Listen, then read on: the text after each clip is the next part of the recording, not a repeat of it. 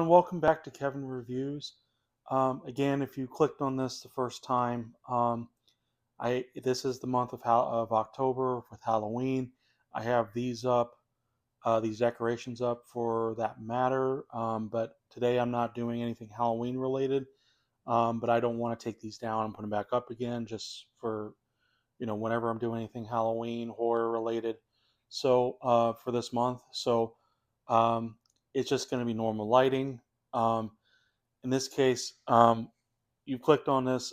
So I just finished watching X-Men 2, X-Men United from 2003. This is directed by Bryan Singer, written by Bryan Singer and David Hayter and Zach Penn. And we have returning cast, including Patrick Stewart, Hugh Jackman, Halle Berry, Ian McKellen, Famke Janssen, and we have new characters, including Brian Cox and Alan Cumming. Um, so I I think after the success of the first X Men, high hopes were expected for the sequel. And it's like who else or what new story, any new X Men characters, and obviously when the trailers came out, we were getting Nightcrawler, and everyone was really excited for Nightcrawler to be included. Um, so, and I was too. And I remember seeing this in theaters, and it's it's a it was a great film. I loved it, and most people at that time, and probably still to a degree today, it is one of the best X Men films. Um, is it higher than, say, some of the more modern X Men films that we've had over the years? I can't say. I can't exactly say, but it is in terms of the Bryan Singer trilogy, the first three films. It is X-Men 2 is considered the best one. um, and I I, I think it is still great after watching it again. But I think it's best if I go into further details. So here's my review. So in X Men 2, X Men United, a failed assassination attempt on the President of the United States by Nightcrawler prompts the X Men to investigate. The further they investigate, though, they find that a military scientist by the name of William Stryker is controlling the reins, and even controlling the mutants in an interesting way. Um, so because he has even some mutants that work for him. So basically, he has his plan, and that he's trying to stop this mutant threat. And also, we see another side. We have these other plots or subplots involving Wolverine discovering his past that ties into William Stryker himself. And we also have even a smaller but eventually important subplot involving Jean Grey and her powers. Um, but in the end, the X Men find out that they need to team up with eventually Magneto and Mystique to basically put a stop to William Stryker's plans. Um, so there's a lot to like about this. I still enjoy the film, albeit it's a bit. I think I've seen it so many times that there's definitely feels like it's a slower film. It's a longer film than the first one, but it does feel a little bit slower. Um, but regardless, I still think this is a fantastic film, because it brings back the characters we all know and love, at least most of them. I mean, I think Cyclops and Cyclops still kind of gets the shaft, just not explored enough, even though he's supposed to be the leader of the X Men. Um, so he just kind of falls by the wayside. But I mean, you still got Patrick Stewart, Ian McKellen as great in their roles. Mystique, you got Wolverine with Hugh Jackman, still as fantastic as ever. Um, you got also returning Rogue, and eventually development involving Bobby Drake, who plays Iceman, has ice powers, and that's pretty cool. We kind of explore that. Um, and we do also explore Wolverine's past some more. if you don't know Wolverine's past, this does explore it, though it doesn't entirely answer the question, answer everything, but it gives you an idea of what Wolverine is like, as you know, how he became to be.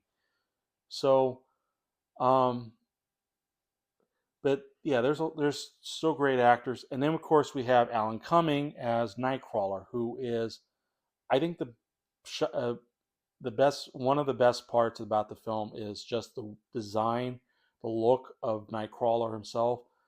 This blue devil demon thing with scars, scars, or kind of like these tattoos, or um, and he has the ability to teleport, which he has is there's great action scenes involving him, especially in the beginning, because he's the one that tries to attempt to kill the president of the United States. Um, so and yeah, there's a lot of great moments with him. That's probably it's one of the best scenes in the film. Um, and the other fact is, if you don't know much about Nightcrawler, is that he is religious, and it's strange because he's a bluish devil, but yet he's a mutant, and yet he still has religious beliefs, his faith in things, and that's Tally scratching up the couch. Quit it. Sorry about that. So there's a lot to like about Nightcrawler. Granted, they don't explore much of his character, though we get hints at it, hints of it about him being like in the circus. Um, there isn't even a story they try. I think they kind of were trying to set up, but I think they just bailed, and it's probably the smartest thing because we don't need more subplots in this. But in the comics, we had apparently Nightcrawler is the son of Mystique, um, which I don't haven't read read the comics for that, so I don't entirely know. But yeah, that's supposed to be a thing. That's what I heard of, at least. Um, and but they kind of try to do that a little bit, but then they don't really do it. And I think that in a way that's better. That's better because again, there's probably too many subplots because, like I said, you got the main story about trying to take down Williams, stop Stryker's evil plans. There's also concern about whatever Magneto's planning because he may have some end goal high tally, and Wolverine's past. There's also Jean Grey. We have two subplots with her.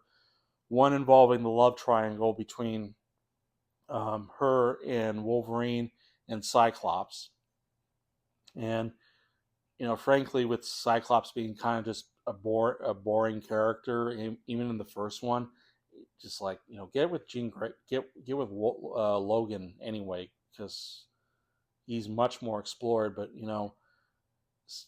yeah, frankly, they could have just cut that whole love triangle out, or maybe at least expand on Cyclops more, um, to even feel for him. But I don't know. Yeah, it probably should have either been cut or explored more. I don't know. The other thing they try to do is explore which leads into the sequel, X-Men Last Stand, where her powers are starting to become more enhanced or more uncontrollable, which leads to the Phoenix Saga and the in X-Men Last Stand, which I have not read, but that's as far as I'll go.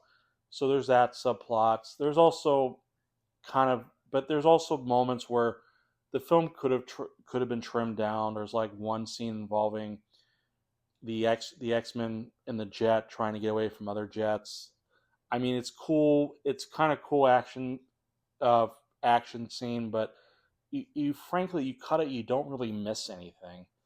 Um, that's another thing. The action is a lot better in this one. We get to see more Wolverine doing the best at what he does. Nightcrawler again doing teleporting around, acrobatic skills. Um, and we even got Mystique doing her acrobatic skills, like her fight with Wolverine in the first film. So there's a lot to like. I think the story does at least try to stay consistent and on point, while juggling with these subplots. which is fine. Um, but yeah, I think that's I think that's it. Um, Brian Cox is a great villain. He's not a likable villain, like likable character, but he's a great villain. Who at least has understand why he hates mutants with a passion. Although it does conflict with what he did before, but we don't really quite explore that necessarily. Still, we do understand, why kind of understand why he's has it all out for the mutant race and whatnot. So yeah, I don't know. I don't think there's a lot I can add because I think in a way it's like X-Men 1, but a lot better, but more action, a bit more story going on, along with the subplots. But like I said, they could have trimmed certain moments. But I think I would give X-Men 2, X-Men: The Last Stand 4.5. I do think this is better than the first one by far. Does feel slower in pacing because there is a lot that they're kind of juggling that they could have cut certain scenes out that didn't really feel like could have been needed, like the jet fight or getting away kind of thing. There could have been stuff that could have been cut. But otherwise, yeah, I don't really have a ton of complaints. But what are your thoughts on X-Men 2, X-Men United? Leave in the comments below. Give a like or dislike on the review if you want. And feel free to subscribe to my channel. And, and I'll see you guys in the next review.